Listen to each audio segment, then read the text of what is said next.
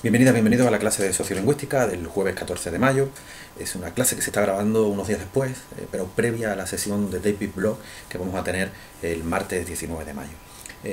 Quizá no dé tiempo a visualizar esta clase, a escuchar todo lo que vamos a decir aquí antes de la clase de David Block, pero la clase de David Block, como tiene una lectura previa, una lectura que me consta porque estáis enviando las preguntas que yo pedí que formulaseis a David Blog y yo se las estoy haciendo llegar casi en el momento en que las enviáis, las veo en el correo electrónico y las reenvío inmediatamente a David para que él vea un poco qué es lo que habéis pensado, qué os habéis preguntado a partir de sus lecturas, y yo espero que os esté enriqueciendo tanto la lectura de David Blog como la sesión que vamos a tener con él, como todo el conjunto de clases que estamos teniendo, que os estén enriqueciendo conforme a vuestra formación académica y también personal. Vamos a dedicar esta sesión, siguiendo con lo que estábamos viendo en las dos sesiones anteriores, con la sociolingüística crítica y específicamente con cuestiones fundamentales para la sociolingüística crítica. Hoy vamos a ver un hito muy importante si veíamos de qué manera la interseccionalidad, ese término de Kimberlé Crenshaw, pero que era un concepto mucho más amplio, a partir mucho más amplio de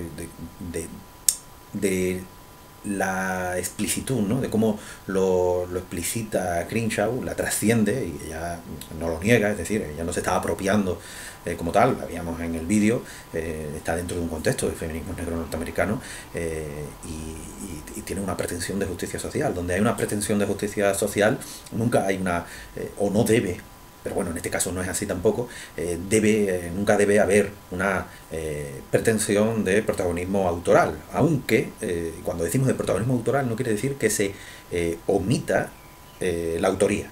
Son dos cosas diferentes. Por ejemplo, si uno explica, me voy a poner a mí como ejemplo, pero podría poner a Crenshaw, o podría poner, bueno, de hecho lo vimos, que ella estaba explicando qué es lo que ella había hecho, qué problema ella había encontrado, ¿vale? Que estaba contextualizando, ¿no? Eso no es protagonismo, eso es contextualización, eso es explicar la trayectoria intelectual de los conceptos. Si yo explico qué es lo que he hecho, por qué he hecho lo que he hecho, hablamos de investigación, ¿no? Por qué he hecho esta investigación, qué pregunta me llevó a ello, con qué resultados he obtenido, qué conceptos, qué conceptuaciones he desarrollado a partir de esos resultados, o a partir de ese transitar, de ese camino. Eso no es protagonismo, eso es contextualización, como decimos. Eso es explicar en un contexto amplio de estudio. El protagonismo sería el negar arbitrariamente lo demás y demás. Bueno, en eso no vamos a entrar. Es interesante observar esta cuestión. Así que vimos un hito, que era el de la interseccionalidad, pero como interseccionalidad es un término muy vinculado a Kimberlé Crenshaw, yo quería que lo viéramos de una manera más amplia, ¿no? Más allá de Kimberlé Crenshaw, que pusiéramos a dialogar todo eso, pues en el contexto, en la trayectoria intelectual en la que está Kimberlé Crenshaw, no solamente intelectual, sino también experiencial. Ya vimos ahí que la experiencia es muy importante. Esto de la experiencia no es la primera vez que sale aquí, quizás ya ha salido de manera periférica, en comentarios. Hemos hablado de muchísimas cosas, hemos hecho muchísimos comentarios, pero yo quería, ahora que se ha puesto sobre la mesa, ¿no? Que lo acabo de poner sobre la mesa, explicitar esto. Es como la frase aquella que da título a un libro de Rigoberta Menchú, es una entrevista, ¿no? Que tiene, así que la autoría también es de la entrevistadora, ¿no? De Burgos, pero Carmen Burgos puede ser el nombre, no estoy seguro si es Carmen, pero bueno, si es Burgos el apellido. Me llamo Rigoberta Menchú y de ahí me nació la conciencia. Esto es súper importante. O sea, a lo que se está refiriendo es que es como el apellidarse Rodríguez o Smith. Hay que trascender también estas dos unidades, ¿no? Lo latino, lo hispano frente a lo anglosajón, para llevarla a otras identidades. Eso ya lo podremos desarrollar a partir de la sesión de David, o en la misma sesión de David, pero me llamo Igor Rodríguez Iglesias y ahí me nació la conciencia. No me llamo John Smith, me llamo Bruce Willis, no, me llamo Igor Rodríguez, y ahí me nació la conciencia. es a lo que está apuntando. Pero está apuntando más cosas, ¿no? Soy andaluz, hablo en andaluz, me identifican como andaluz, y ahí también me nace la conciencia. Eh, es interesante todo esto, hay que partir de la experiencia, por tanto, entonces ella está hablando, volviendo a Kimberlé Crenshaw, en un contexto ya no solamente de trayectoria intelectual, sino de trayectoria experiencial. Es que yo creo que la trayectoria intelectual y la trayectoria experiencial están unidas, porque hay trayectorias intelectuales que incluso desconectadas de su, aparentemente, de las condiciones sociales, cuando las invisibilizan, también está dando cuenta de una trayectoria experiencial, está dando cuenta de una posicionalidad social, de la posición de grupo social que tiende a presentar como natural lo que no es más que construido.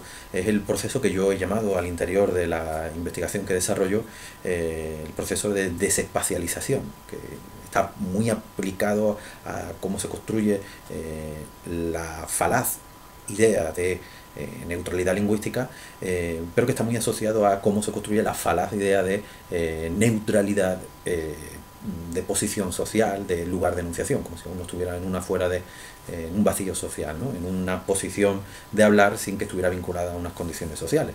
Eso también está dando cuenta, ese decir, ese discurso, está dando cuenta de una trayectoria experiencial, la de un grupo que se construye como neutral, como desposeído de todo interés y demás.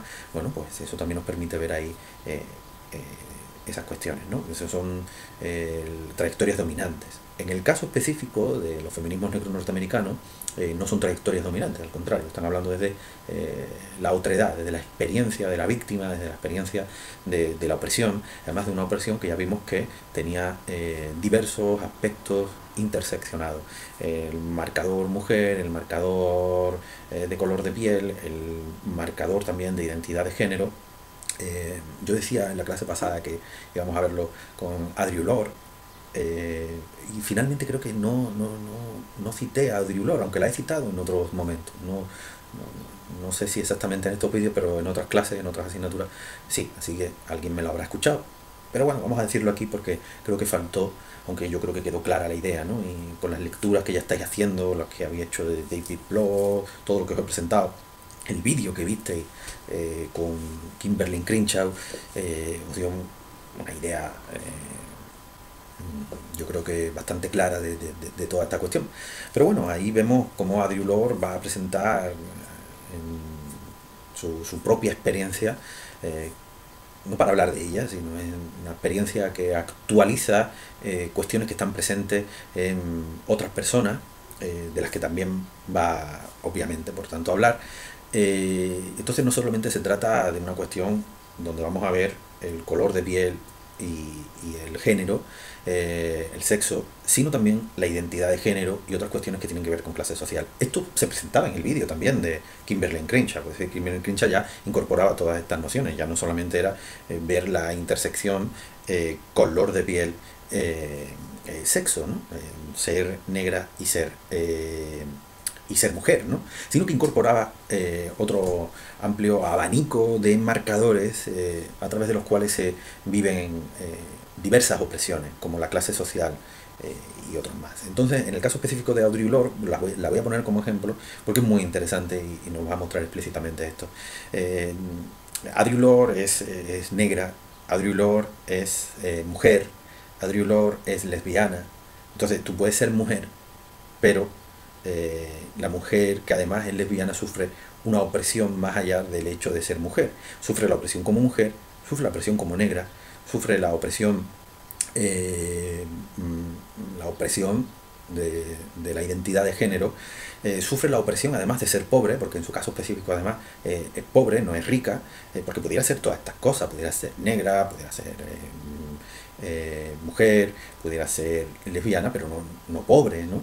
Y sufre la opresión también de, bueno, pertenecer a un ámbito, pues en este caso específico el de las letras, ¿no? Porque además ella es poetisa, pero no sería la misma opresión que viviera ahí si fuera ingeniera, ¿no? Claro, lo de ingeniera hay que ponerlo después a debatir hay que ponerlo con todos estos marcadores, ¿no? Lo que queremos decir con todo esto es que no es lo mismo, por ejemplo, pensad en vuestro caso, eres mujer, pero estás estudiando filología hispánica, o eres mujer, pero estás estudiando medicina. La construcción social de la diferencia, o eres mujer, pero tienes solo el cuarto de la ESO, o eres mujer, pero no te has sacado todavía el cuarto de la ESO y estás en la ESA matriculada, con 20 años, ¿no? Digo, con vuestra edad, pensar en vuestra edad. O eres mujer, pero no tienes estudios, no tienes ningún título académico. O eres mujer, pero que tiene un ciclo formativo medio. Claro, las opresiones que se van a vivir ahí. Eres mujer, pero tienes un alto poder adquisitivo. O eres mujer, pero no tienes alto poder adquisitivo. Y si ahora lo ponéis a dialogar con eres mujer, pero además de todo esto, eres gitana, o no eres gitana, o eres negra. Es decir, eres una mujer racializada o no racializada. Pero además de todo esto, eres una mujer que habla el español castellanizadamente, o eres una mujer castellanizadamente. No digo que tú ahora te pongas a lo que aquí en Andalucía, en términos coloquiales, populares, como lo quieran ustedes llamar, que se dice, ¿no? Para usar esa conceptuación popular de hablar finolis, ¿no? No estoy apuntando a eso. Digo que sea, digamos, tu variedad materna, ¿vale? Como lengua materna, pues tu variedad materna. Mi variedad materna el andaluz, ¿no? Entonces yo hablo andaluz, pero soy construido como a partir de este marcador también. O sea, todos estos marcadores hay que ponerlos sobre la mesa. Esto no solamente vale para las mujeres. Aquí tenemos también alumnos matriculados que en ningún momento deben sentirse desplazados a partir de lo que decimos, y que deben entender esto también en su propio cuerpo y también en sus propios privilegios. Pero también ustedes, alumnas de esta asignatura, deben entender también los privilegios que también ostentan, ¿vale? Y todo esto y ponerlo sobre la mesa. Hace falta, por tanto, todas estas teorías de corte sociológico que no son ajenas a la cuestión lingüística. Porque, como ya hemos dicho tantas veces, y si no ha quedado claro o no lo hemos explicado bien, creo que podremos volver ahora mismo a esa cuestión. Todo el tiempo se está haciendo, o se está tirando de teoría social, todo el tiempo se está haciendo sociología. Es decir, que cuando se están incorporando ciertas nociones, como una noción muy repetida en el ámbito de vuestra carrera de filología hispánica, de la lengua es un consenso, ¿no? Es un consenso social. Bueno, es una idea de Saussure, una idea, bueno, de Saussure, incorporada por Saussure o a través de Saussure, que eso lo han leído ahí, pero bueno, que procede de Durkheim, ¿no? De Emile Durkheim. Se dice que no exactamente a través de Durkheim va a pasar a Saussure, sino que va a pasar Durkheim a través de Whitney, que es un lingüista norteamericano que va a conocer Saussure en París, y ya a partir de ahí, de esa lectura, pues eso sí, bueno, puede ser. Pero también puede ser que Saussure, que era hablante de francés, leyera directamente a un coetáneo suyo como Durkheim. Así que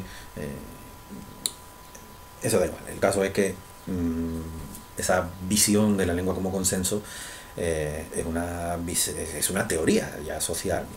De hecho, la descripción que ya habíamos visto, conductista de Jacobson, o de la misma escuela de Praga, ¿no?, a la que pertenecía Jacobson. Pasa que Jacobson trasciende la escuela de Praga en su etapa norteamericana, pero lo veíamos con Buller también, con Carl Buller.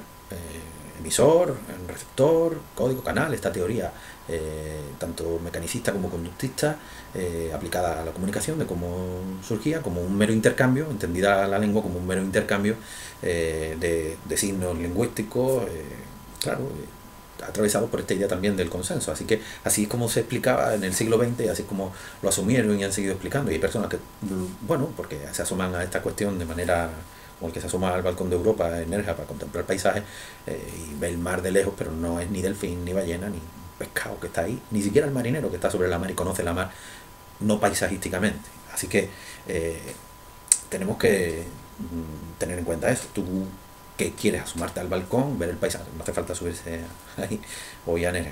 ¿Qué quieres? Ver la mar paisajísticamente o conocerla. Claro, no puede ser pescado, pero sí puede ser marinero. Entonces, lo que tienes que tener presente es qué conocimiento tiene el paisajista, por hablarlo de algún modo, el contemplativo, albañista, ¿no?, qué conocimiento de la mar tiene con respecto a quien la surca, quien trabaja en ella, ¿no?, quien vive en ella, porque realmente la mayor parte de su vida transcurre la mayor parte de su vida transcurre en la mar. Así que ustedes, si son estudiosas del lenguaje, de las lenguas, o de una lengua en concreto, ¿vale? Con esta idea idealizada de una lengua, de esta realidad lingüística, ¿de qué manera? De modo contemplativo, de, oh, qué bonita, como diría el paso doble de Juan Carlos Aragón, de qué bonita Andalucía, ¿no? Pues, oh, qué bonita la lengua española. O de manera como de manera técnica, de manera profunda, ¿no? Como el marinero la mar. Es una cuestión ya no solamente de elección, sino una cuestión también de saberse situar. Es decir, pues mira, pues de la mar tampoco conozco mucho, ¿no? O de, claro que la conozco. Y cuando la conoces, pues ya no solamente es que la surques con conocimiento, sino que además hasta la respetas más, ¿no? Y no te quedas en lo contemplativo de, oh, qué bonito. Qué bonita es, pero la mar, ¿no? El paisaje, a tus ojos o no, porque sobre gusto no hay nada escrito, a lo mejor a alguien no le parece bonito algo y no lo vamos a criticar por ello. Pero la cuestión es que las lenguas no son ni bonitas ni feas. He puesto este ejemplo para entender un poco en esta indagación sobre las teorías sociológicas, porque vamos a incorporar ahora aquí a un sociólogo y estamos además atendiendo a estas teorías feministas negras norteamericanas que nos están enriqueciendo tanto con respecto a entender la realidad.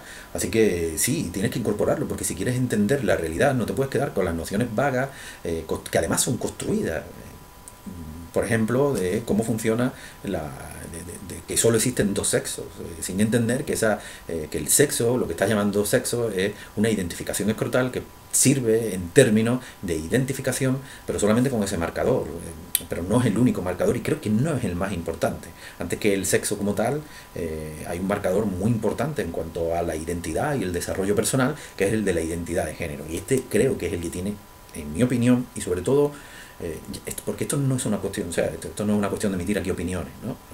De compartir opiniones, ¿no? Estamos atendiendo a, que sí que es muy interesante, pero estamos atendiendo estamos en el contexto de una asignatura. Entonces, no me estoy poniendo aquí a hablar, a dar mi opinión y a desahogarme, ¿no? Estamos atendiendo a cómo se construye el espacio discursivo y cómo transcurre el espacio discursivo, cómo es el espacio discursivo, cómo es sociolingüísticamente la realidad política y social en la que habitamos y cómo cómo, por tanto, funciona la lengua. Nadie está en el vacío social y en ausencia de personas no hay lengua, y la lengua, por tanto, funciona siempre en sociedad. Entender cómo funciona. Eso sí es entender cómo funciona la lengua. Así que necesitamos entender todas estas cuestiones, porque ya no solamente se trata de una identificación escrotal, que no va a construir la identidad, ¿vale? Puede construirla, pero no es el único factor que va a construir la identidad. Así que la identidad de género aquí va a ser muy importante. Como hemos dicho, trasciende la idea de interseccionalidad. De hecho, Patricia Hill Collins lo complejiza.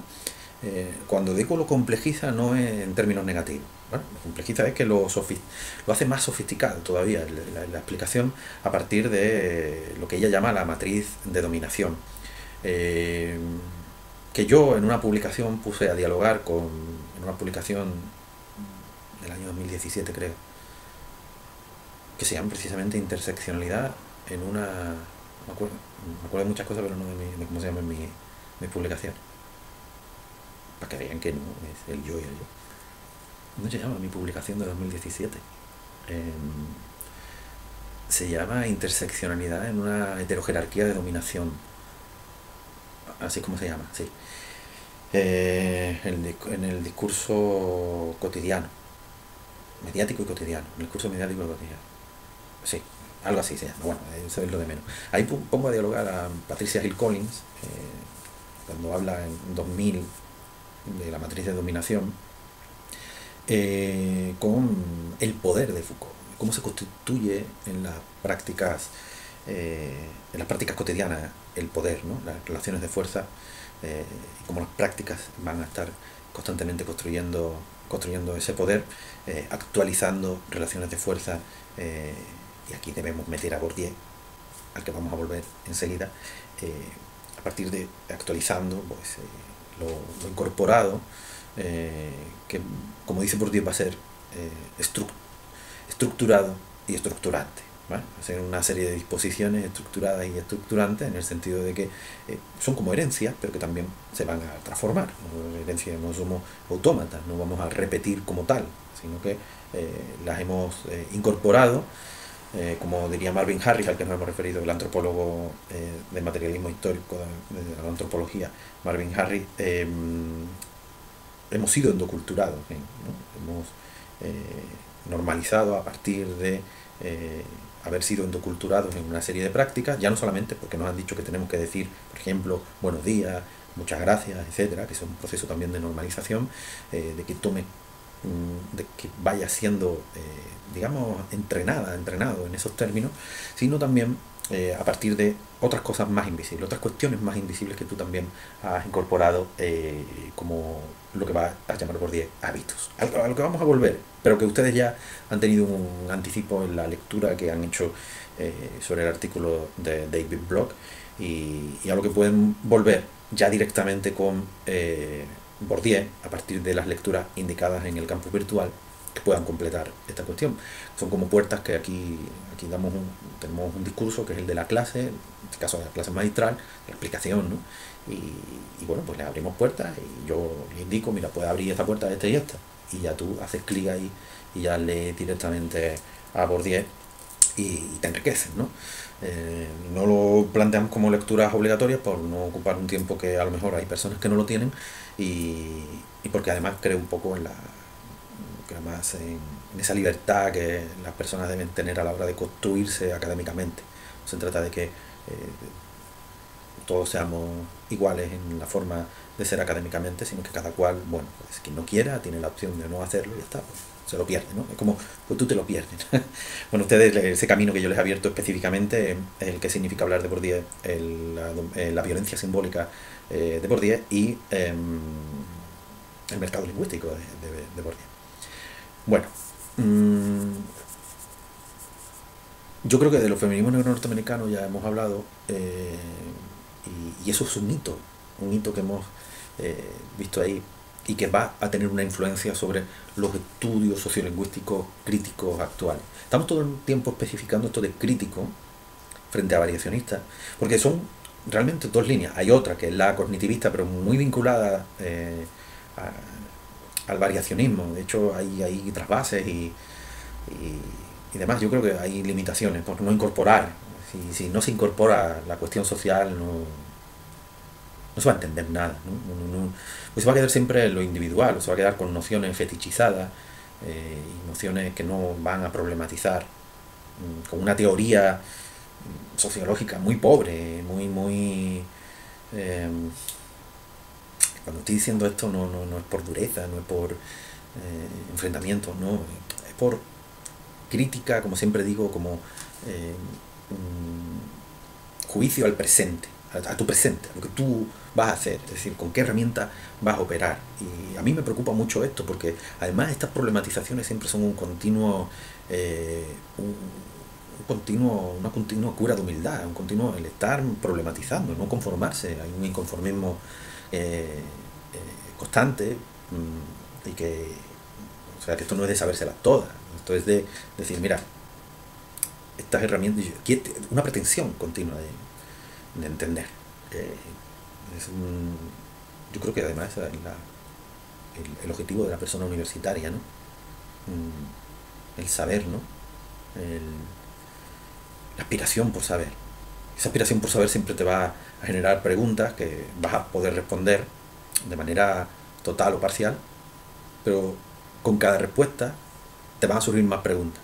O sea, la sensación que tuve yo desde el inicio de mi estudio universitario, que llegué a la universidad con unas preguntas, pero esas preguntas se fueron transformando, se fueron contestando, pero se fueron transformando en otras preguntas. Es decir, una pregunta generaba dos preguntas,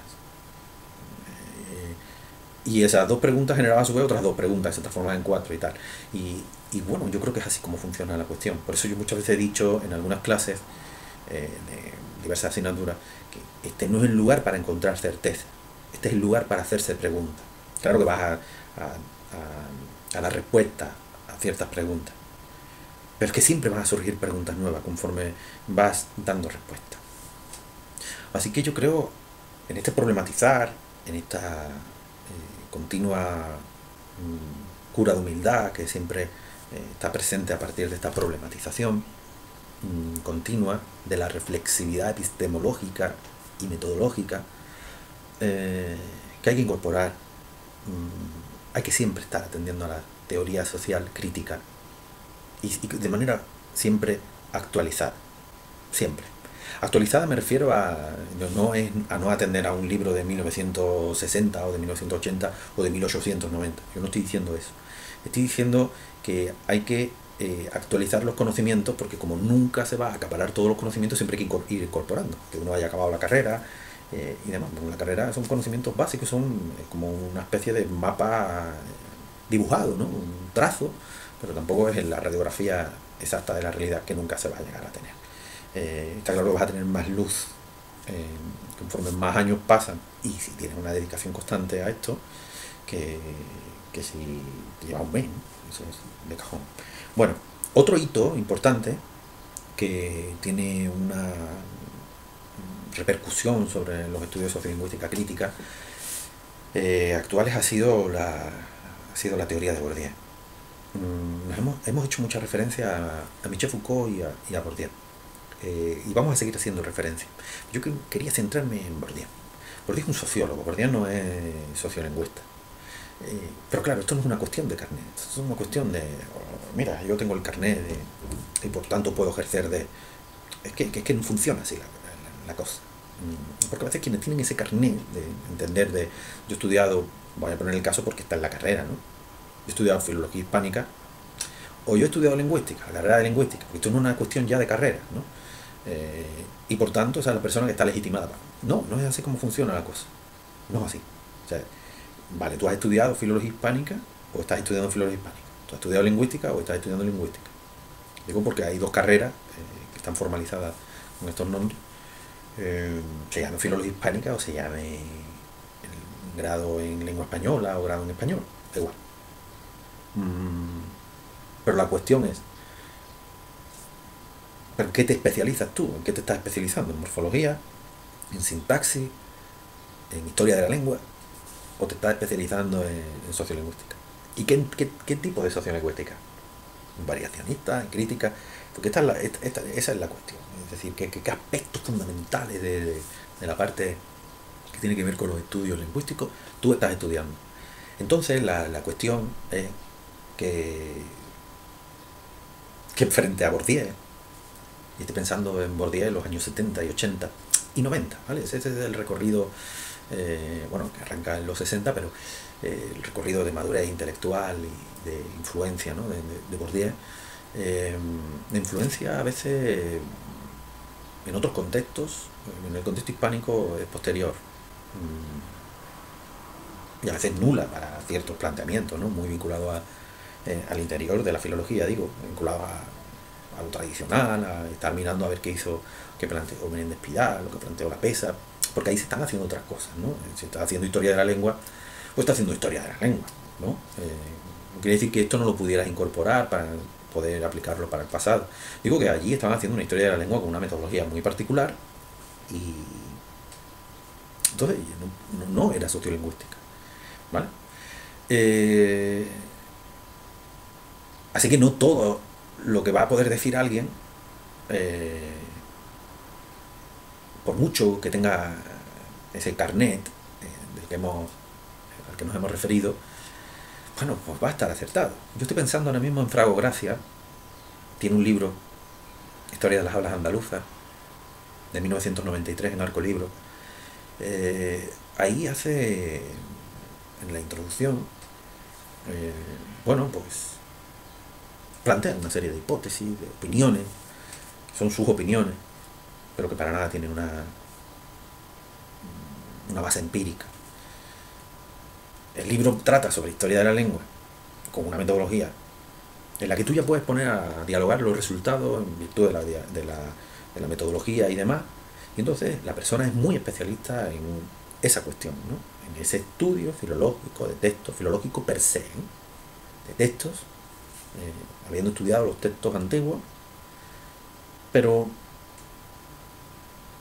su teoría sociológica y sus opiniones con respecto a otras cuestiones pues no tenían base empírica. Voy a concretar, yo me he referido a ello en otros momentos. Él dice que las personas andaluzas tienen más dificultades para atender no solamente a las andaluzas, sino a las andaluzas, los canarios y los cubanos. Pone por caso, ¿no? Entonces pone ejemplo. Pero específicamente, como habla desde un lugar de enunciación, aunque lugar de enunciación por una experiencia que tuvo en Sevilla, durante su periodo experiencial en Sevilla, aunque después es profesor en otra universidad, pero él habla desde ese momento, ¿no? Entonces, a partir de una experiencia, él dice, concluye que las personas andaluzas pues tienen más dificultades para escribir sin faltas de ortografía, y pone como ejemplo pues dos notas, una nota de un albañil que fue a arreglar el cuarto de baño, de un repartidor de verduras que le llevaba al parecer cuenta, ¿no?, la verdura a su domicilio, y bueno, pues se basa en esos dos en esas dos notas, y también en diversas crónicas futbolísticas y de toros y demás, creo que son 13, ¿vale?, si no recuerdo mal, a lo largo de un año y medio, 2 años, de el ABC de Sevilla. El periódico tiene unas condiciones sociales de producción de su propia producción, que hay que entender, que va a contrarreloj, y muchas veces se levantan páginas porque sucede algo, o el director acaba de tener una reunión con alguien y dice, bueno, por lo que iba mañana en portada ahora lo vamos a quitar porque alguien me ha contado aquí cosas, o hay decisiones editoriales, guión empresariales, guión política, que hacen que puedan levantarse unas páginas y que el periódico esté preparado, pero ya al día siguiente. Pero eso va fuera o se deja para otro día, y hay que hablar de este tema porque es importante, porque lo que va a poner sobre... No quiero liar tampoco con eso, pero el periódico es una cuestión muy compleja. Esto no es solamente de dar cuenta de lo que pasa, ¿no? Eso a nivel de periódico de instituto puede ser, pero a nivel de un periódico de grupo, además mediático, las cosas no funcionan de ese modo, son mucho más complejas, así que eso hay que entenderlo. Así que es normal que pueda haber en ese contrarreloj pueda haber erratas, pero un estudio específicamente lingüístico no podría nunca concluir, lingüístico me refiero al lingüístico discursivo, ¿no?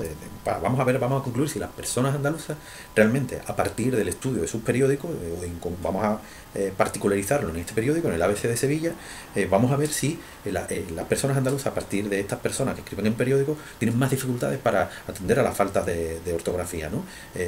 Claro, eso yo podría llegar a darlo por válido si no solamente fuera esa poquita, que no son faltas, son errores, a la luz de lo que expone. Pero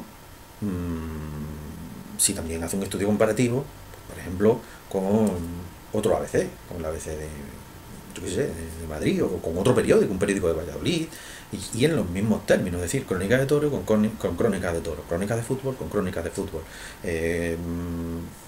noticias y reportajes de sucesos y tribunales con noticias y reportajes de sucesos y tribunales, noticias de política con noticias de política, etcétera, ¿no?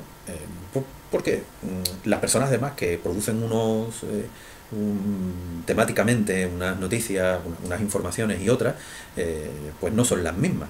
Alguien que hace sucesos y tribunales difícilmente va a escribir una crónica de toros, o no va a hacer deporte. Pero luego las secciones en los periódicos suelen estar definidas, o han solido estar bien definidas, ¿vale? O sea que no hay que comparar ahora los periódicos página web, periódicos digitales, con las redacciones tradicionales sobre todo del principio de los 80, donde ahí era el periodismo ese que vemos en las películas, que hemos visto en las películas, ¿no?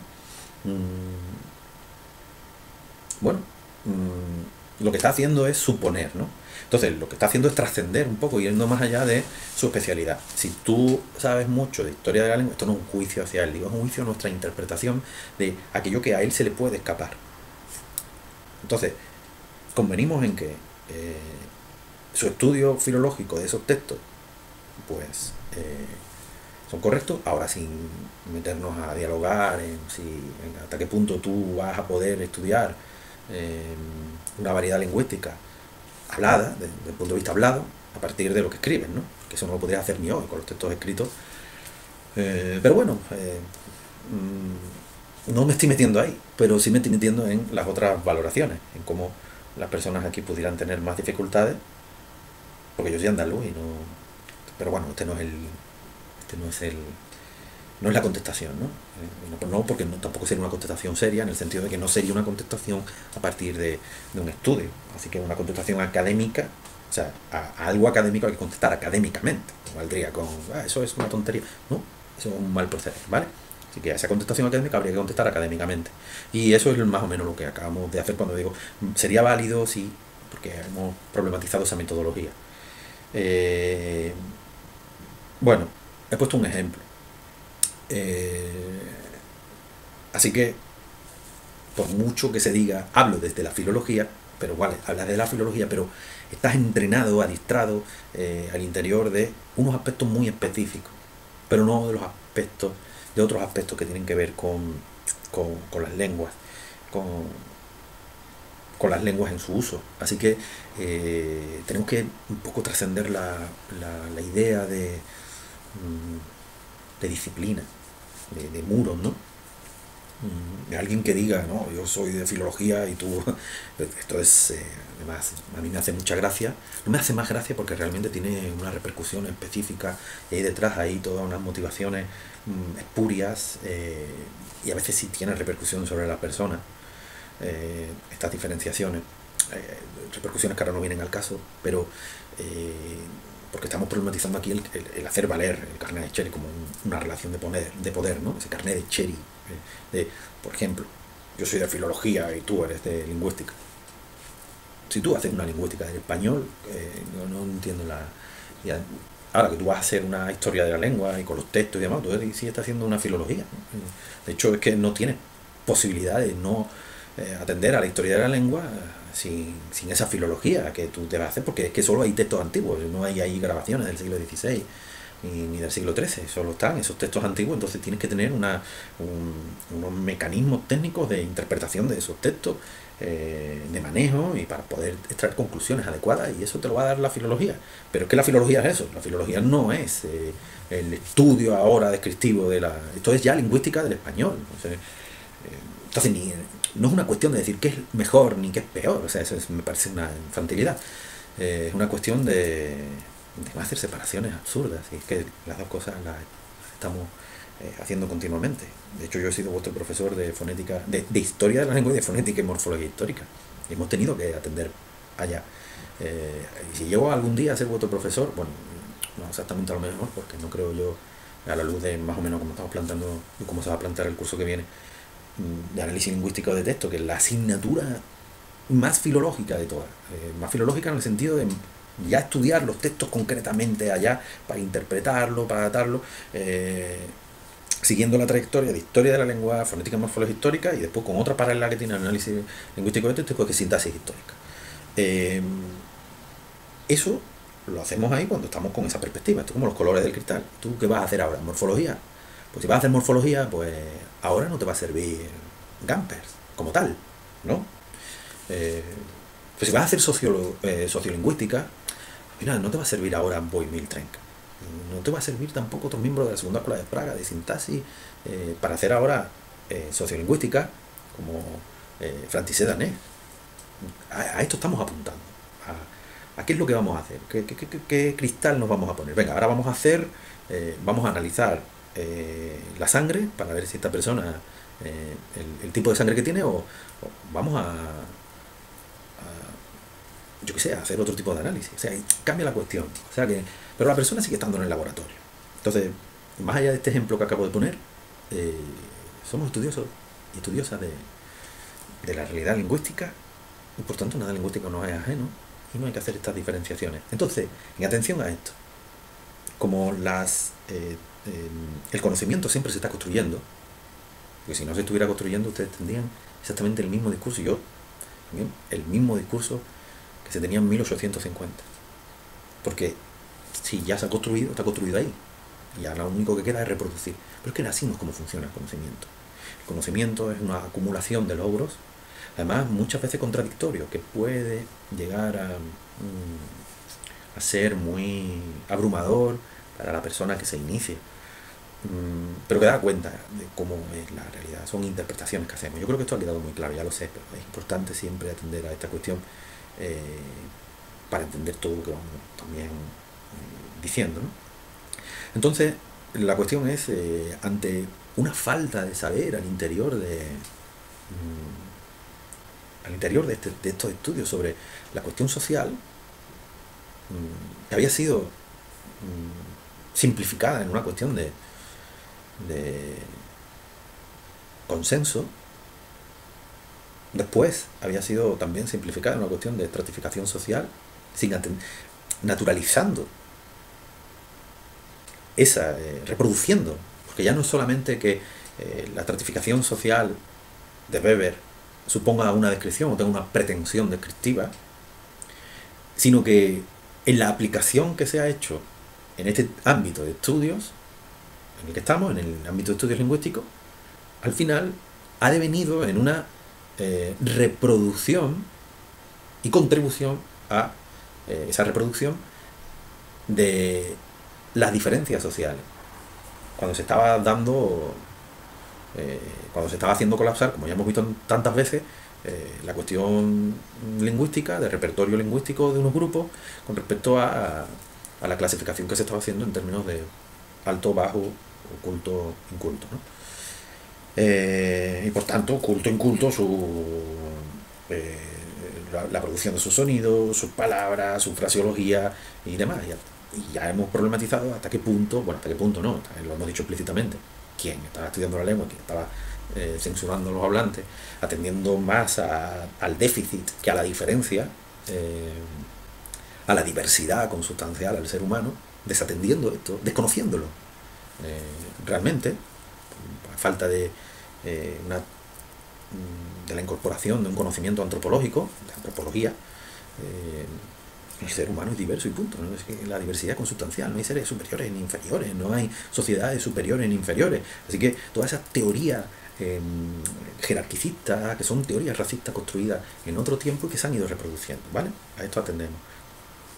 Así que sí había una teoría social. A lo que apuntamos es a otras teorías sociales que han ido surgiendo, sobre todo a partir de ese giro, que con ese corte que hemos puesto ahí, en torno a 1960, si quieren después de la llamada Segunda Guerra Mundial, un corte que recibe el nombre de giro lingüístico, porque fue también un interés masivo en diversos campos, en el campo de la filosofía, en el campo de la sociología, en el campo de la antropología, en el campo de la misma lingüística, en el campo de la ciencia política, en los diversos campos que conforman las ciencias humanas y sociales. El lenguaje se convierte en un tema central, a diferencia de lo que ocurría antes. Así que desde diversos puntos, de diversas disciplinas, vamos a usar este nombre para simplificar, ¿vale? Aunque no son muy amigos para no reproducir, ¿no? Pero sí, bueno, en ese momento están pensadas como disciplinas, ¿no? Vienen conformadas con esa idea de lo disciplinar en el sentido Foucaultiano, ¿no? Las disciplinas están para disciplinar y se han constituido a partir de diversas tecnologías de poder, ¿no? De poder social a lo largo de, en el caso de lo que va yo he dicho por día es Foucault, ¿vale? Foucault, estoy pensando en Foucault, por ejemplo en Vigilar y Castigar, ¿no? De los últimos 200 años, que es lo que va a escribir él, a partir de la biopolítica, de poder y demás, ¿no?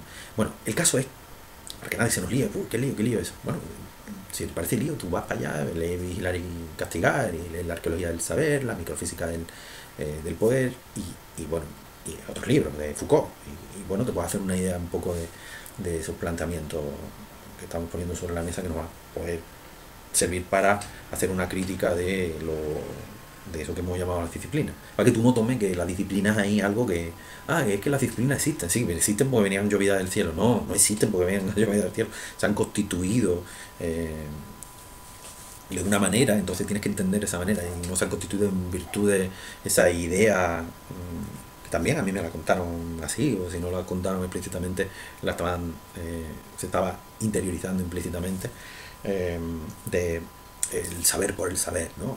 Es que el amor por el saber es el que constituye la disciplina. Bueno, está ahí lo político que va a atravesar, no solamente lo político como tal, sino lo político en tanto la práctica política, sobre todo de la constitución de la modernidad, del paso del antiguo régimen al nuevo régimen, que va a ser el actual, el del Estado-Nación, que va a llevar a la constitución de esto que llamamos la disciplina a partir de diferentes tecnologías de poder, donde lo militar, lo carcelario, la dominación de lo que después va a llamar Gramsci hegemonía, ¿no? De unos grupos sobre otros a partir del control de los medios de producción de lo simbólico ya, de los discursos, ya no solamente de los medios de producción como tal, en materiales, ¿no? En el sentido de Marx, sino también de los simbólicos. Todo eso va a constituir, o sea que no es una cuestión del saber por el saber y va a constituir, y ya pues es que esto tenía un interés más por el arte, esto un interés más por la lengua, y esto un interés más por el derecho. La cuestión es un poquito más compleja, aunque todo tiene una vinculación con las trayectorias de lo que llamamos, por ejemplo, en este ámbito de estudio, la tradición gramatical, que en general pues sería la tradición. Ahora se nos lía con esto, ¿vale? Bueno, a partir de la década de 1960, que es lo que llamamos la disciplina, bueno, pues hay un interés sobre lo lingüístico y claro, va a suponer diferentes aportaciones desde diferentes puntos de vista, con diferentes trayectorias intelectuales, con diferentes herramientas, con diferentes metodologías, con además diferentes lugares de enunciación, porque podemos tener la lingüística, por ejemplo, pero no es lo mismo la lingüística de Praga, que la lingüística de Copenhague, que la lingüística de Londres, que la lingüística de Estados Unidos, o la lingüística en el sentido del estudio descriptivo de eso que llamamos lengua, que se hacía en España, paralelamente, ¿no? Aunque siempre lo veamos como algo más obsoleto, algo más vinculado a la trayectoria, a la tradición gramatical, ¿no? En el sentido de la academia. Pero bueno, también hemos puesto a dialogar, en Gramaticador lo hicimos, ciertas conceptualizaciones de descripciones, por ejemplo en el siglo XIX, con lo que hacía, o sea que no solamente está la academia, sino lo que hacía Vicente Salvá o lo que hacía Andrés Bello, siempre el conflicto con la academia, en el sentido que la academia ha sido poco dada a incorporar otros puntos de vista, los ha ido incorporando poco a poco, y a veces no directamente. O sea, yo siempre he remitido, además me parece muy divertido el diálogo, la discusión, en realidad, la pelea. A veces, tipo Sálvame, ¿no? Entre Andrés Bello y la academia, cómo se van contestando unos a otros. Parece un poco el meme este que hay por ahí de no sé si ustedes saben cuál es, ¿no? Pues si están así señalando todo el tiempo y al final acaba tirando una silla. Pues me parece divertido, ¿no? Pero da un poco cuenta también bueno, como la academia no ha sido la Real Academia no ha sido muy dada al diálogo, siempre ha llegado más tarde, siempre llega un poco tarde. Lo institucionalizado es que cuesta, ¿no? Hay que entender la complejidad del interior o no entenderla. Tampoco hay que disculpar cosas que son muy fáciles de entender y demás, pero y de incorporar. Pero bueno, hay una serie cuando las cosas están muy institucionalizadas, pues hay una serie de relaciones de fuerza, de intereses y demás que van más allá de la mera descripción científica. Pero bueno, esto era también un guiño a Andrés Bello y a Vicente Salva como dos personas de estas que al final son denostadas por por España, ¿no? Al estilo de Francisco Sánchez de la Roza o de Ángel Amor Ruibal, ¿no? Y son como postergados, ¿no? Como exiliados, ¿no? Intelectuales. Bueno, en el caso específico de Vicente Salva, que además era no solamente intelectualmente postergado, ¿no? Sino que tuvo que hacerlo desde Londres, ¿no? Desde Inglaterra. Bueno, volviendo al caso de la sociolingüística, lo que queríamos decir con todo esto era que diferentes disciplinas van a tener el discurso como a partir de la década de 1960, como uno de sus temas. Y esto va después a tener una influencia sobre los estudios lingüísticos. A lo que apuntábamos con toda esta cuestión que yo acabo de decir ahí, que parece que me he ido por las ramas y demás, que no me he ido por las ramas, era que, bueno, pues entender un poco qué se estaba haciendo en España, o qué se estaba haciendo en otros lugares, en qué se estaban centrando los lingüistas. Pero que ahí lo hemos dicho muchas veces, el propio William Labov en 1972 va a decir, es que todos los lingüistas precedentes, por mucho que los podamos agrupar en dos grupos, en los que tienen en los que dicen explícitamente que la lengua es un hecho social, pero en los que dicen explícitamente, o en virtud de lo que van produciendo, que toman la lengua como un hecho individual, no es que unos piensen que la lengua es individual y otros piensen que la lengua es social. Todos saben que la lengua funciona socialmente. Uno y otro, quiero decir que no es uno solo, ¿no? Pero es que no saben nada de lo social. No sabían nada de lo social. Lo está diciendo el propio William Labov en los años 70. Y yo quiero que nos situemos en ese momento, ¿no? Hasta ese momento, ¿qué se pudo haber dicho? Por mucho que hubiera aproximaciones. Pero incluso las aproximaciones que se han dado por válidas. Es decir, lo raro es que una persona en el año 2020 esté todavía reproduciendo teorías sociales incorporadas, por ejemplo, por Saussure, reproducidas, porque como no sabían mucho sobre cuestiones sociales, por los mismos programas académicos, lo que no, yo no quiero que ustedes vean esto como como, joder, está criticando mi carrera. Nada, hombre, eso sería una simplificación de lo que estamos diciendo. Eh, es que las carreras siempre son un corsé. Cualquier carrera, o sea, tú le pones una serie de asignaturas, tiempo, pero la organización más efectiva que hemos encontrado dentro de nuestras propias limitaciones como seres humanos a la hora de organizar. Pero quiero que ustedes entiendan que hasta eso supone un corsé, supone una limitación. Entonces es como ver humildemente las limitaciones que tenemos para entendernos, para entender qué podemos hacer, no para quedarnos encasillados ahí con los muros de lo que no es más que organizativo, porque al final lo que podemos hacer es real y lo organizativo es un mapa. Y si tú al final te quedas en el mapa, te estás quedando en una realidad muy limitada, ¿no? Entonces se trata de trascender los mapas temporales, ¿no? O sea, a eso apuntamos, ¿vale? No estamos apuntando al criticar por criticar, o sea, no tendría sentido. Sería absurdo y además sería incluso éticamente reprobable en el sentido de que yo estoy aquí para formarles a ustedes. Entonces no valdría la crítica por la crítica. O sea, eso para mí sería inadecuado. Sería el hacer la crítica en el sentido de Ruth Wodak, de hacer visible lo invisible, o de pasar el cepillo contra pelo en el sentido de Walter Benjamin, o de colocarnos en otro lado de la sala en el sentido de José del Valle, que están diciendo lo mismo pero de diferentes modos, pero así podemos llegar a una mayor comprensión de qué es la crítica que hacemos para poder construir de manera adecuada. Bien, desde ese punto, en los años 70 en este caso, como William Labov, cuando está diciendo todo eso, y viendo paralelamente a Gamper, como hemos visto, y a Delheim, cuando Delheim está diciendo desde 1967 por qué el lingüista necesita al sociólogo. O sea, estamos apuntando a lo mismo.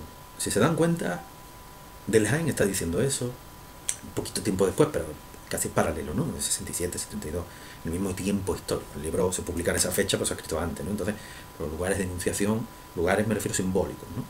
Coinciden en el tiempo. Los lugares en este caso simbólicos temporales, ¿no? El tiempo también es algo simbólico. El 67, 72. ¿Por qué necesita al sociólogo? Porque esta es una necesidad. Así que no se trata de decir, no, es que eso son cosas de sociólogos, eso son cosas de gente de ciencia política, eso son cosas de filósofos, eso son cosas de antropólogos, y yo lo que soy es, en virtud de este carnet de Cherry que tengo aquí, que me va a decir, lo que soy es filólogo, ¿no? Como el que pone aquí, soy enfermero. Cuando en ese orden sí valdría, ¿no? En el orden de la enfermería, que es otro orden, que es otro espacio, pero no en este espacio de ciencias sociales y humanas. Así que esto nos permite entender por qué se incorporan desde otro. Claro, incluso al decir otro, parece que es un ajeno, porque venimos construidos por las disciplinas. Esto es la lingüística y aquello no es la lingüística. Cuando Bourdieu, en este caso, que es al que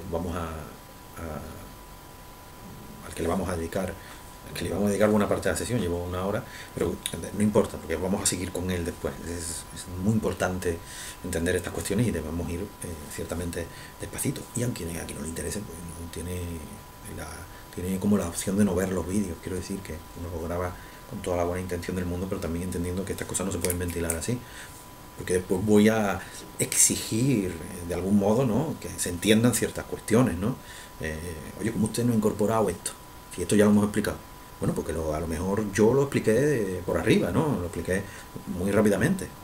Y tampoco yo llegué a esto en 2 minutos.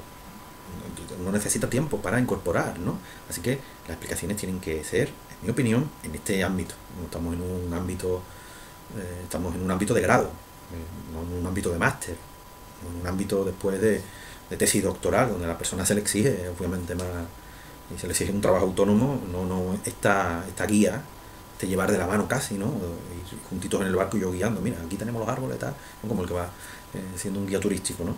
Aquí tenemos esto, y aquí tenemos lo otro, y aquí tenemos aquello, y ustedes vienen como turistas conmigo. Así un poco a veces la enseñanza en el grado, pero es normal, ¿no? Sobre todo porque aquí se dicen cosas por primera vez que nunca se han escuchado antes.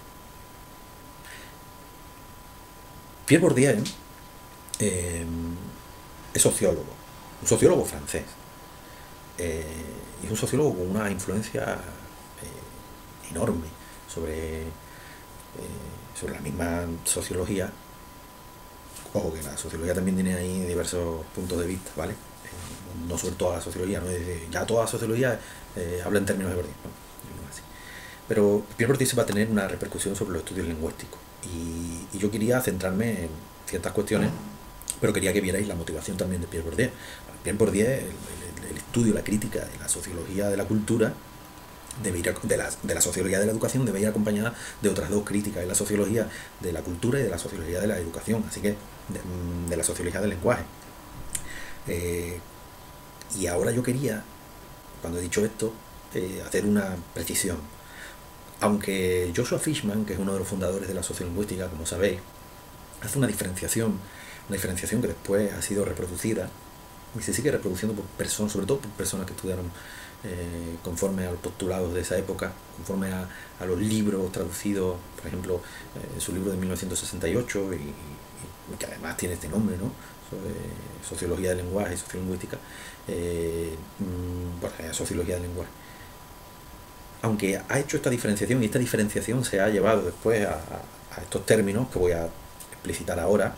Sociología del lenguaje es el estudio desde la sociología, y por tanto, en atención a lo lingüístico, pero desde la sociología, y por tanto eso no lo debe hacer. Eso es lo que se explicaba, ¿eh? Yo no estoy diciendo que eso sea así, para mí estas fronteras son un poco inadecuadas, no van a permitir construir nada. Y la sociolingüística es el estudio de lo lingüístico, pero en atención a lo social. Aquí se decía así, se explicaba. Por ejemplo, así me lo explicaron a mí, y así lo incorporabas y te lo creían, ¿no? ¿Y por qué? Solo tenías que ver en términos variacionistas estas cuestiones. Claro, eso no te va a permitir incorporar, claro, lo variacionista, porque no necesita más. Bueno, entonces, creo que ahí, sin que se me enfade nadie que haga variacionismo, pero creo que ahí ese establecimiento del mapa está supeditando la realidad al mapa, está haciendo encajar la realidad al mapa, y aquí es que estamos en otro rollo. Aquí nuestra pretensión es entender la realidad, y ya lo hemos dicho, que no tenemos herramientas, que no tenemos, o que contradicen lo que habíamos pensado, un mapa establecido, pues que la contradigan, o sea, y ahí están los nuevos, por tanto, como nuevo hallazgo, necesitamos otro mapa, pero no mapa para hacer encajar la realidad con el mapa, sino mapa mapa que vamos haciendo dando cuenta de la realidad, y en el momento en que este mapa nuestro, lo que vamos haciendo, conforme vamos indagando en la realidad, se muestre inadecuado, pues mira, o borras o rompes, que duele romper, Pero entonces tú, ¿qué es lo que quieres hacer? ¿Describir la realidad o darle besitos al mapa? Es que esa es la cuestión. Ese es el punto. Bueno, pues Pierre Bourdieu pone sobre la mesa dos cuestiones aquí fundamentales que nos van a servir, ¿vale? Nos vamos a ver a Pierre Bourdieu como tal, ¿vale? Necesitaríamos muchas sesiones y no es una asignatura dedicada a Pierre Bourdieu. Entonces vamos a ver cuestiones que nos sirven en relación con lo lingüístico, con la realidad lingüística, que Pierre Bourdieu había ido dibujando como mapa, pero en virtud de la descripción que hacía para poder evaluar la realidad, en virtud de cómo era la realidad, y que nos puede servir como otras herramientas para estar pensando en la realidad lingüística. Entonces aquí se nos aparecen dos cuestiones fundamentales. Bueno, dos. Olvídenlo de dos. Yo he dicho antes dos porque estoy pensando en términos en dos conceptos, mercado lingüístico y hábitos, pero es que voy a decir más cosas, así que olviden el numerito. Si quiero pongo un guión, ¿no? Y ahora un listado, ¿no? Hace que esto y lo otro, y lo pueden ver ahí, sobre todo en las primeras páginas de qué significa hablar, por si alguien se nos lía, pues que vaya ahí, ella puede ver directamente a ver qué dice Pierre Bourdieu, no lo que yo digo que dice Pierre Bourdieu, sino lo que él va a poner sobre la mesa. Entonces, una de las críticas que hace Pierre Bourdieu, cuando ustedes lean ahí, si van y leen y dicen la lingüística y hace una crítica, no vean ustedes, es que dice la lingüística, yo soy filología, entonces no va conmigo. No, te equivocas. Que él está hablando porque tú estás pensando desde aquí, desde la universidad, del Estado español, que te está haciendo esa separación, pero que esa separación por ahí no existe. Por ahí solo existe estudios lingüísticos. O sea, ya está. Es como si tú separas dialectología de geografía lingüística. La geografía lingüística es un método de la dialectología. Entonces, es un proceder de la dialectología. Entonces, filología aquí sería, dentro de la lingüística, mi modo de entender, de lo que yo ya con perspectiva así, como la conclusión que uno saca, ¿no? Bueno, la filología, que además surge paralelamente a la lingüística, pero se especializa a ver qué es lo que va a estudiar, ¿no? Lo estudia con texto y se dota de unas técnicas y demás, estudia texto y va a comparar, después indaga en la historia. Y eso hay que entenderlo.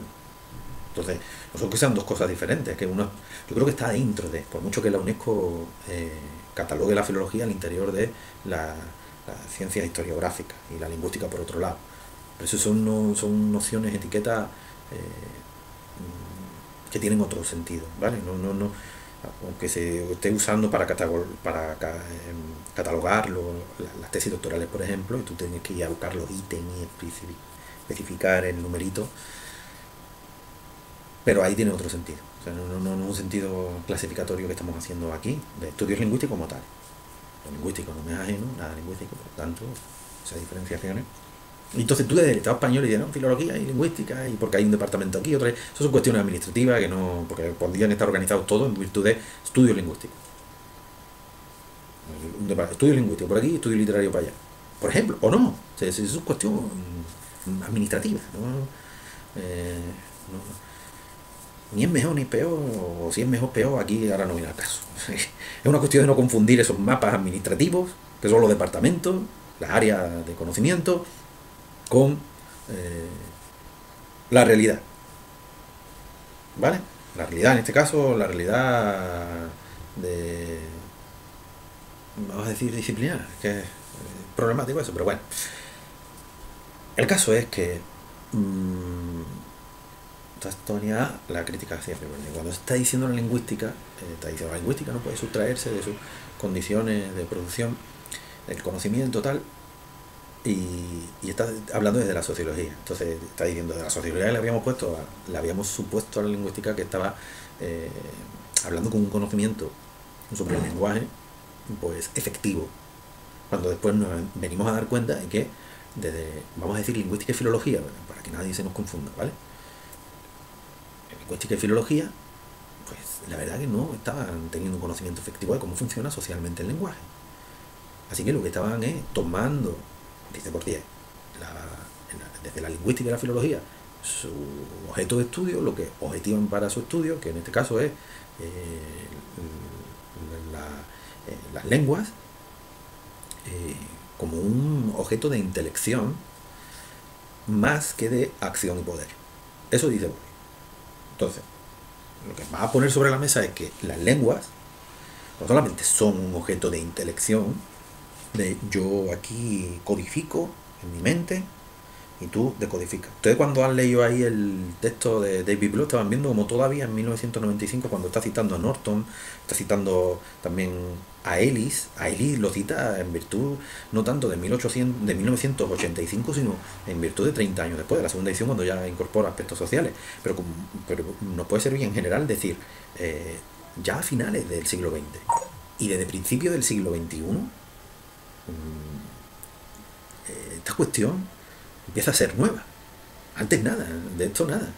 En los estudios de segundas lenguas que se estaban tomando como input y output, entrada y salida, de interpretación y tal, que está reproduciendo aquello de emisor receptor. Tiene una... además me recuerda mucho a los planteamientos hechos durante mucho tiempo por la psicolingüística, en términos solicistas, individualistas, de entrada-salida. Pero bueno, no hace falta irse a la psicolingüística, sino que ya lo vemos ahí en lo que se da a enseñar en virtud del conocimiento de la Escuela de Praga, y sobre todo ya con el esquema jacobsoniano conformado de emisor-receptor, específico, ¿no? Ahí en su Lingüística y Poética de 1963, publicada en español en 1968. Que está en los libros de texto, de la ESO, del bachillerato, en el primer tema, el tema dedicado a los procesos de comunicación, como si fuera así la comunicación. O sea, entonces, y así se enseña también en la universidad, y me parece inadecuado y lamentable, dado que estamos ya en 2020 con otro, con unos conocimientos más avanzados que esos con respecto a estos temas. Pero ya ustedes lo veían ahí. Ven ahí cómo todavía se sigue reproduciendo y cómo ya hay autorías que ahí están diciendo todo esto siempre se ha tratado así y así no es, ¿no? Entonces, Bourdieu, desde 1982, porque el libro la fecha es 1982, aunque el libro, y por eso digo los años 70, el libro recopila una serie de publicaciones de entre 1975 y 1982. Y están ahí recopilados en ese libro que se llama ¿Qué significa hablar? Economía de los intercambios lingüísticos?, publicado en 1982. Pero como es entre 1975 y 1982, por eso digo, es la década de los 70, principio de los 80, te ponen la fecha de 1982, da igual. Visto desde esta perspectiva, no importa si es del 82, del 78, del 75, el caso es esa época, ¿no? Para que ustedes se acuerden, si ustedes tienen un conocimiento, se le supone, de la historia del Estado español, entonces pues, ustedes dicen, pues en torno a la fecha de la transición democrática, en España, en Francia, estaba Pierre Bourdieu planteando esta cuestión. Y así ustedes usan ya un conocimiento que tienen como para ponerlo a dialogar, ¿no? A su favor, o sea, la mejor regla mnemotécnica que pueda haber. Entonces dice, habían visto esta cuestión como un objeto de intelección, de yo lo tengo aquí y tú lo codificas y tú lo mandas para allá y ya lo decodifica ahí otra mente, y así es como se produce la comunicación y Santa Pascua. Pero la cuestión es que después tú viendo esto sobre el terreno, que está muy bien eso planteado, está muy bien, yo digo que está muy bien, no, que es muy fácil planteado desde un despacho. Tiene el despacho y digo, a ver cómo funciona todo esto, la lengua, porque realmente lo que estás describiendo son otras cosas.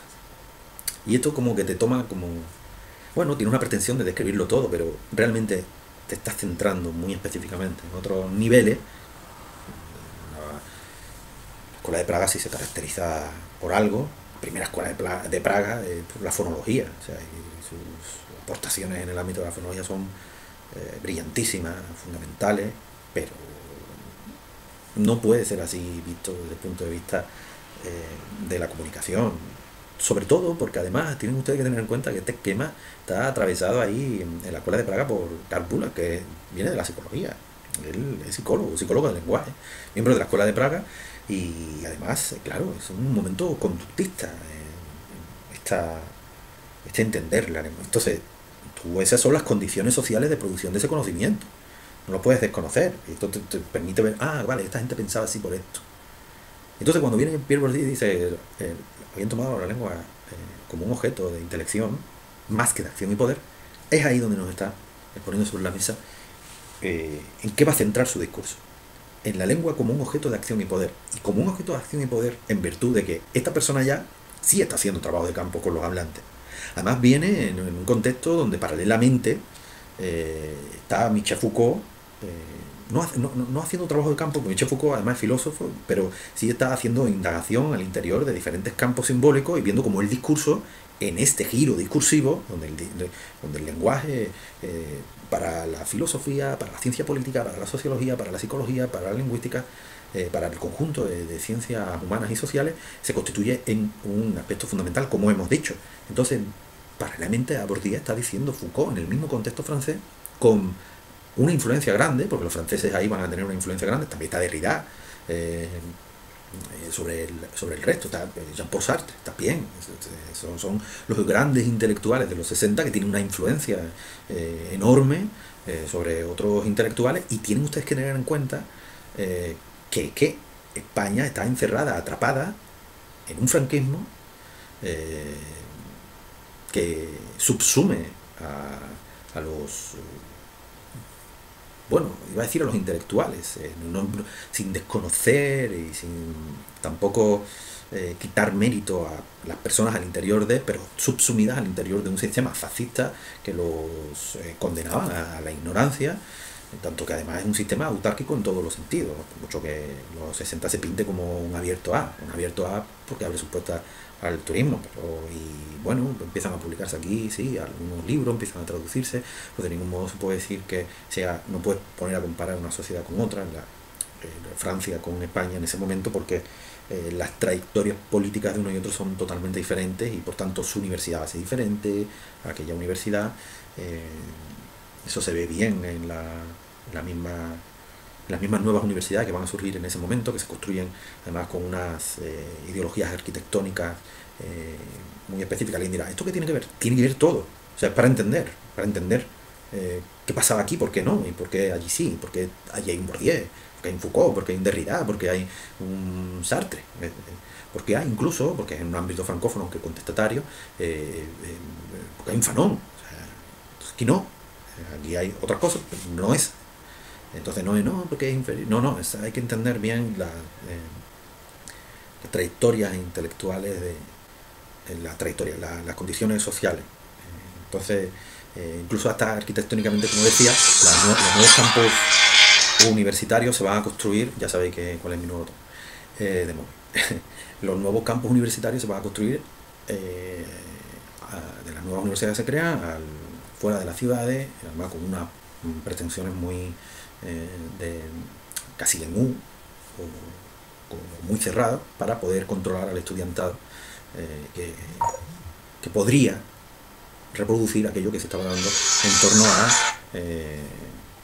las revoluciones estudiantiles, ¿no?, surgidas en torno al mayo del 68 en Francia, también en Praga, y bueno, ahí está la Autónoma de Madrid, que se construye en esa época, pero con esa idea se ve en la arquitectura de estos edificios de los años de esta época, y con esas lógicas para controlar a ese estudiantado. Lo que quiero decir es que ese fascismo va más allá de subsumir, de no dialogar, de no construir una sociedad democrática, sino que además se ve arquitectónicamente frente a aquella para entender una universidad y otra, ¿vale? Esa era la pretensión aquí de explicar esto, para entender ese sufrimiento, ese giro que se está dando, y por qué estamos concediendo, y por qué va a tener una repercusión. Porque siempre estamos en atención de estas autorías, y por qué estas autorías después van a tener una repercusión. Y porque aquí dice, bueno, y quienes estaban estudiando aquí en las cuestiones lingüísticas, ¿por qué no se estaban centrando en estas cuestiones? Bueno, tampoco eran tantas personas, y las que lo estaban haciendo veían privilegiados también, porque eso hay que entenderlo, privilegiados también sus investigaciones en unos sentidos u en otros. Y después hay que entender pues, la dinámica, la tal.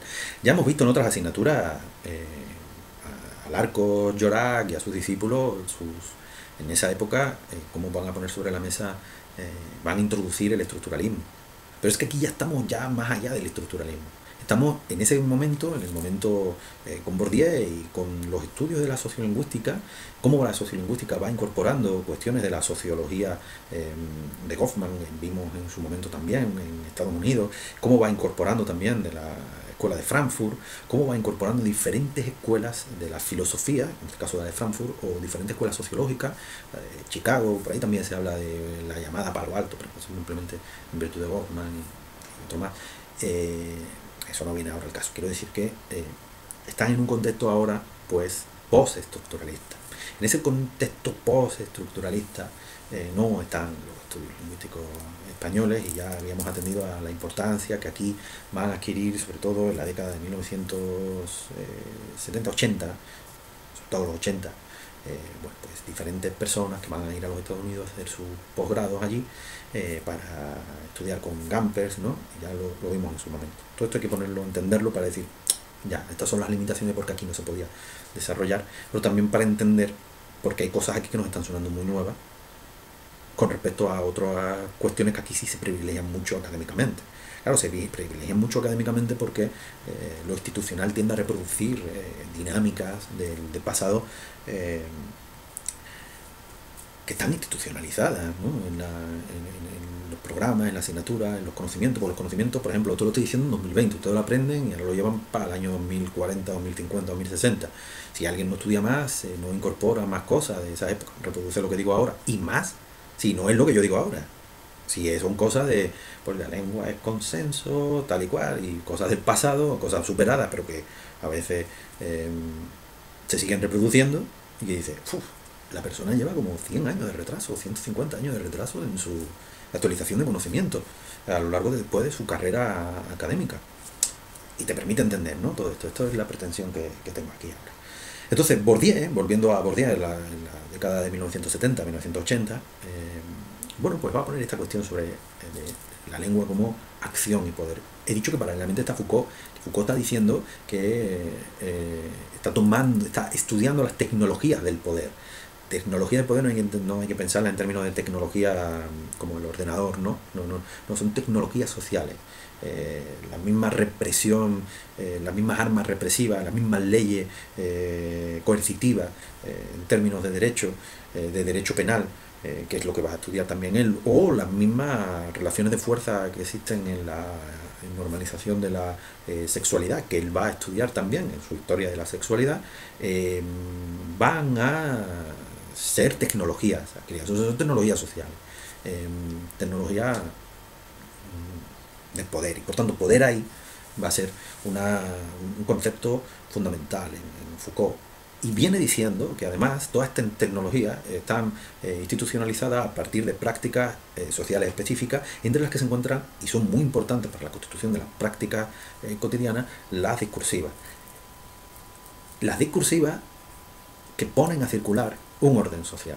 Hemos puesto ya en la anterior clase en relación esto con una sociolingüista muy importante, que aquí íbamos a tener también aquí, pero que no ha podido estar, Luisa Martín Rojo. Fue mi primera directora de tesis doctoral, por cierto.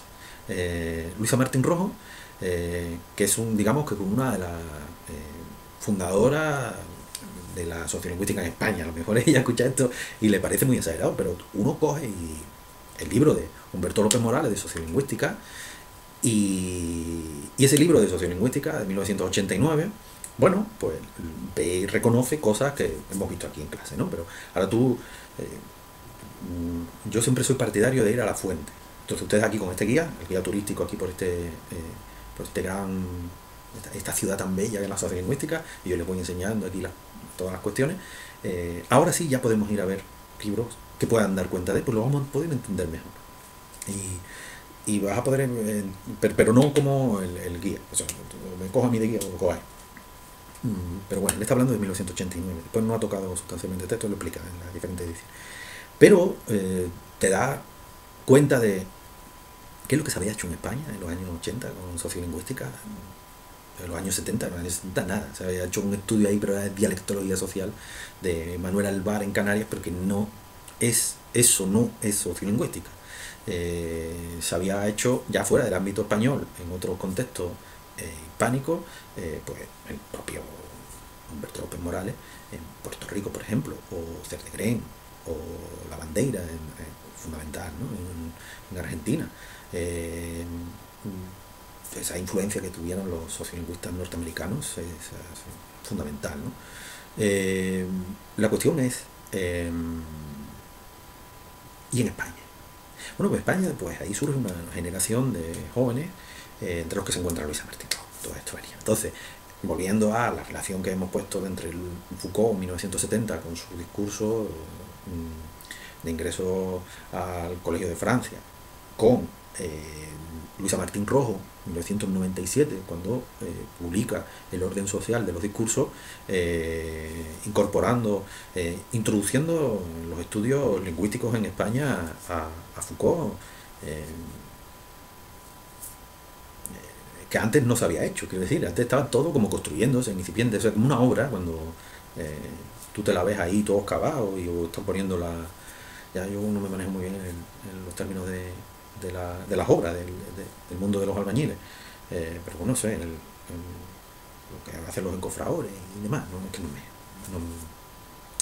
que ¿cómo se llama eso? No me acuerdo, da igual, cuando están poniendo todo el armazón y demás, porque tú estás viendo la obra ahí que no está ni el edificio construido. Pues eso es lo que se estaba construyendo de finales de los años 80, principios, o sea, y a lo largo de todos los 90 o principios de los 90 si me apura, y demás, para entender. O sea, que estamos hablando de cosas que no son, que son ciertamente recientes, ¿no? Así que Bourdieu, cuando está usando esta cuestión de la acción y poder, es que es una cuestión que está interesando mucho en esa época y que está puesto sobre la mesa. Por eso muchas veces hacemos referencia, cuando hemos hecho referencia a Foucault, hemos nombrado a Bourdieu. Cuando hemos hecho referencia a Bourdieu, hemos nombrado a Foucault, aunque entre ellos no se cita. Pues son coetáneos, pero no hay cita. Voy a pensar ustedes que está... Porque como dice Foucault, o como dice Bourdieu, pero están hablando desde esos contextos, desde ese contexto crítico, postestructuralista de esa época, que va a tener una repercusión. Entonces, la cuestión aquí es fundamental, y yo creo que lean, porque además son las dos primeras páginas, con las 2 o 3 primeras páginas, ustedes van a poder hacer una composición del lugar. Después ya indagan para allá, pero que estoy apuntando estamos como descuartizando estas 2 primeras páginas para ver qué hay ahí dentro, ¿no? En las entrañas de lo que está diciendo del texto. Lo dice la lengua, un objeto de acción y poder, porque él va a hacer esta crítica ahí. No se trata de un intercambio de elementos simbólicos solamente, sino que se trata también de un intercambio de relaciones de fuerza interindividuales que van a actualizar relaciones de fuerza intergrupales, y eso te va a permitir entender cómo funciona la comunicación, cómo una persona cuando habla, esto ya creo que lo hemos dicho en otra clase, cómo una persona cuando habla puede incluso desarrollarse. Por ejemplo, yo estoy aquí hablando a un alumnado. Ahora, este discurso sería muy diferente si yo estuviera hablando, por ejemplo, ante un profesorado de este ámbito, además de sociolingüística crítica, porque no tendría tampoco que explicarle estas cosas, para empezar. Entonces el discurso cambia, pues cambia también la relación de fuerza, ¿no? Cambia la relación de fuerza incluso hasta de edad, ¿no? Cambia la velocidad, no hablaría tampoco, no iría tan lento en mi discurso, no estaría aquí hablando, que ya me estoy yendo de tiempo, durante tanto tiempo para explicar cosas que para estas personas experimentadas al interior del campo y por tanto expertas, pues no necesitarían que le explicara, porque sería incluso hasta descortés el explicar tanto, porque parecería que está suponiendo uno que no saben o que uno quiere ilustrarle, y por tanto también se vería hasta como soberbio. Claro, es que entonces no es solamente yo codifico y tú decodificas, habría que entender todas estas cuestiones para ver a quién habla, a quién no habla, qué actualiza, qué no actualiza, incluso por qué te callas y no te callas, porque una persona puede sentir incluso que no habla o no le salen las palabras cuando está ante otra persona, porque hay que entender no solamente a los dos intervinientes, sino también cómo construimos, qué se actualiza intergrupalmente, ¿no? A partir de cómo estás construyendo a esa persona, cómo la estás identificando. Eso puede explicar por qué hay alumnado, por ejemplo, de primero de carrera, cuando entra en la universidad, que se dirigen al profesor o ya no solamente de primero, sino en general, ustedes lo han experimentado, ¿no? Como se está más cómodo cuando se habla quizás desde con tus compañeras que cuando te diriges al profesor o a la profesora en primera línea ya de pie, ni siquiera ya sentado en lo que es el despacho, sino cuando acaba la clase y tal, y te pones hasta nervioso, no te salen las palabras o aquello que ibas a decir y te sientes incluso poder sentirte hasta casi ridículo en el sentido de que, joder, quería decirle tal o no sé por qué no me sale al hablar así. Claro, es que se están actualizando, hay unas relaciones de fuerza que van más allá del mero intercambio simbólico de signos lingüísticos, como lo había puesto sobre la mesa el estructuralismo. Así que de lo que se trata aquí de entender, y claro, yo decía antes, tenía que haber listado, ¿no? Dice acción y poder, ¿no? Esto va a ser muy importante. Se trata de entender cómo la lengua, ahora con Bourdieu, ¿no? Estamos viendo a Bourdieu cómo él va a poner sobre la mesa dos elementos importantísimos. Como la producción discursiva, él, en la producción comunicativa, específicamente en el discurso como tal, ¿no? El discurso puede ser hola, puede ser todo un discurso entero, como aquí estoy en esta intervención mía, ¿no? Que es la clase. Bueno, pues va a decir aquí hay dos elementos importantes que juegan un papel fundamental: el hábitus y el mercado lingüístico. El mercado lingüístico aquí no hay que tomarlo en términos de economía de dinerito, no es algo que tú vendes y tú compras, no es en el sentido neoliberal del asunto de la lengua española, como se trata en una visión neoliberal de qué hacer con esto, cómo ganar pasta con este conocimiento. Esto ahora tú puedes ganar dinero porque la lengua española, aprovechando ya el imperialismo que hace el BBVA, Santander y demás, y toda la explotación a otros pueblos del mundo, bueno, pues aprovechando todo eso, pues tú ya también vas para allá y controlas todos sus medios de producción y hacen un extractivismo ahí en todos los sentidos y una exclusión, porque tú ya ahí vas a controlar las editoriales, vas a controlar los medios de comunicación, tal cual. Es un rollo neoliberal que para nada tiene que ver con esto que estamos diciendo aquí. Que alguien aquí quiere participar de eso, pues que participe, bueno, que participe. Claro, yo no voy a poner una cadena, no estoy diciendo eso, pero que no es el sentido que estamos dando, no es la pretensión, y me parece además, permítanme, estoy así aquí en la opinión, pero también viene atravesada de esta ética que estamos poniéndose aquí sobre la mesa. No creo que deba ser la pretensión, o sea, el objetivo de unos estudios que intentan comprender la realidad lingüística. Alguien dirá, bueno, pero hay que ganarse la vida, ya, pero ganarse la vida a base de someter a otras personas, y someter a otras personas no es simplemente estar con un látigo, hay muchas formas de sometimiento, así que eso hay que tenerlo sobre la mesa, pero no me puedo centrar ahora ahí. Lo que estoy diciendo es que no hay que ver mercado en esos términos, en los términos neoliberales. Aquí cuando está diciendo mercado es una metáfora que está dando cuenta del intercambio, el mercado como un intercambio. Así que el mercado lingüístico en términos de qué intercambio. Entonces la cuestión aquí, qué elementos en ese intercambio que supone entre los participantes en la cuestión comunicativa, en la realidad comunicativa, qué elementos son los que están operando en esa realidad, ¿no? En esa realidad que está llamando mercado. Había dicho que aquí hay otro elemento que es el hábitus. Ahora vamos a volver al mercado. Vamos a llegar ahí, vamos a ir a la clase de David Bloch y después vamos a volver con Bourdieu para ver también aplicaciones directas, ¿no? Y poner a dialogar las metodologías, o sea, nos quedan clases, las metodologías que estamos viendo, ¿no? y en estudios hechos y actuales, ¿no? Bueno, otro elemento al que me estaba refiriendo era el hábitus. El hábitus como lo incorporado, como lo normalizado, la práctica normalizada que tú adquieres, como un conjunto, dice él, de disposiciones estructuradas y estructurantes, apropiadas para un fin, ¿no? Dispuestas para un fin. Cuando él está diciendo eso, lo está diciendo donde yo decía un día en el sentido práctico, pero no era en el sentido práctico. No me acuerdo ahora cómo se llamaba el libro, no me acuerdo, era el libro de 1998, creo. No recuerdo ahora el título. Pero él está diciendo que o si es del 91, sí, no, en este caso es del 91, no es en el otro, sí, en el 91, en el sentido práctico es, sí. Le está describiendo el hábitus como aunque también se refiere a eso en el ¿Qué significa hablar?, de 1982, pero en el sentido práctico en 1991 está diciendo que el hábitus es ese sistema de disposiciones estructurantes dispuestas para un fin. Lo que viene a decir es que es lo normalizado. Se parece un poco, poniéndolo a dialogar, pero salvando las distancias por las trayectorias intelectuales que hay entre uno y otro, a la endoculturación de Marvin Harris, o la aculturación de lo que habla Kotak, ¿no? Ya en el ámbito de la antropología. Pero es lo que uno adquiere como práctica normalizada que va a reproducir, de ahí lo de estructurada, pero que también puede transformar y de ahí lo de estructurante. Y después te pone un fin porque tiene un fin específico el hacerlo y da lugar a prácticas y a sentidos sociales específicos. Así que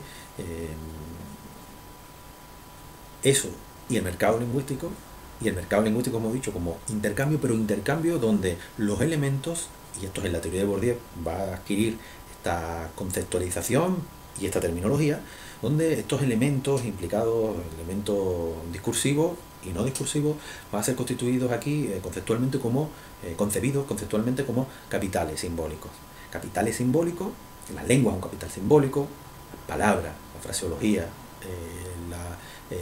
las articulaciones en un sentido o en otro, es decir, si hablo en andaluz o no hablo en andaluz, o sea, van a ser diferentes capitales simbólicos, los conocimientos, o sea, el contenido de lo que vamos diciendo, no solamente referencialmente, sino también el saber del que se va dando lugar, y por tanto también, bueno, eso se podría tomar como también como algo referencial, ¿no? Yo voy dando a entender que sé de, y por tanto es una referencia a, ¿no? En virtud de lo que voy diciendo. Pues todo son capitales simbólicos.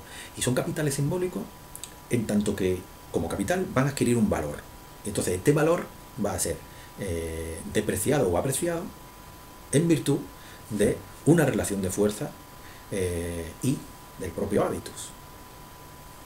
Entonces, tu discurso va a adquirir un valor, va a ser puesto en valor, tus palabras van a adquirir un valor. Vamos a decir aquí, para explicar esta cuestión con la que no estáis familiarizada, para que sea más fácil, ¿no? En virtud de lo pedagógico, ¿no? De ser didáctico, positivo o negativo, ¿no? Quiere un valor positivo, adquiere un valor negativo. Por ejemplo, voy a poner un ejemplo aquí. Yo hablo en andaluz. Entonces son índices, aquí poner a dialogar esto con los índices de contextualizadores de Gamper o la indexicalidad de Silverstein. Paralelo, están diciendo además paralelamente en otros lugares de enunciación. No exactamente se tienen por qué estar tomando en cuenta, no se tienen que estar leyendo. Pero para que os fijéis cómo más o menos coincide y cómo si tú los encajas, si tú los pones a dialogar, pueden dar una composición más enriquecedora de cómo funciona la cuestión. Entonces, la cuestión está en, yo hablo en andaluz, entonces se me identifica a partir de ciertos índices fonéticos, en este caso, mayormente de índice fonético, yo puedo decir más perdido el barco del arroz, ¿vale? También alguien puede reconocer, ¿no? Que puede decir alguien Burgos más perdido que el barco del arroz, lo puede decir, no hay una patente ahí en Cádiz, ¿no? Que es donde más se usa esta cuestión, que dice pechá. Cádiz se usa en Málaga, una pechada habla, se está pegando el profesor, muy bien. Que alguien en Burgos pueda decir, vale, pero no va a ser habitual, por lo tanto tú vas a identificar, ha dicho pechá, ¿no? Ha dicho pechá. Y vas a identificar a la persona como de un lugar, ¿no? Vas a asociarlo con un lugar o con un grupo humano en específico, una comunidad lingüística. En concreto, una persona habla inglés, también la asocia o dice, oh, yo estoy muy contento de estar aquí, muy contenta de estar aquí, ¿no? Antonio, ¿no? Entonces son indicadores fonéticos a partir de esas articulaciones de ya el producto fonético como tal, ¿no? A partir de ciertas articulaciones que tú vas a identificar, ¿no? Y en esa identificación está activando ahí pues la iconización, ¿no? De esa persona, la está identificando, por tanto. Y entonces adquiere un valor o no. Y esto es a lo que se refiere lo de adquirir un valor. Entonces yo hablo y adquiere un valor. Yo uso una palabra y adquiere un valor. Es decir, uso cierto vocabulario que es más técnico y parece que adquiere un valor. Va adquiriendo un valor el discurso. Pero no solo eso, sino que es que además alguien me identifica como, aun diciendo lo mismo, como doctor en lingüística, y ahora viene alguien y tú lo identificas como albañil. Y aunque los dos digamos lo mismo, el valor concedido a un discurso y a otro es diferente. Y ahí es donde, en la descripción que está haciendo Bourdieu, cómo funciona realmente la lengua, cómo se va a construir, porque es a partir de lo que él también va a llamar el conocimiento y reconocimiento del discurso y de la persona que habla.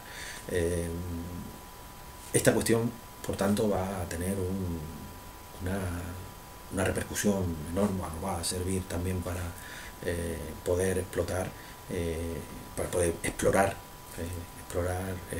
la realidad lingüística como herramientas conceptuales, y os va a permitir, a partir de entender esta cuestión y de hacer indagar, ¿no?, ya voluntariamente las lecturas, para poder ver por qué después, cómo se va a desarrollar después una sociolingüística crítica en esos términos, cómo ha enriquecido y cómo vamos a ver como un ejemplo muy específico un estudio publicado el año pasado en una revista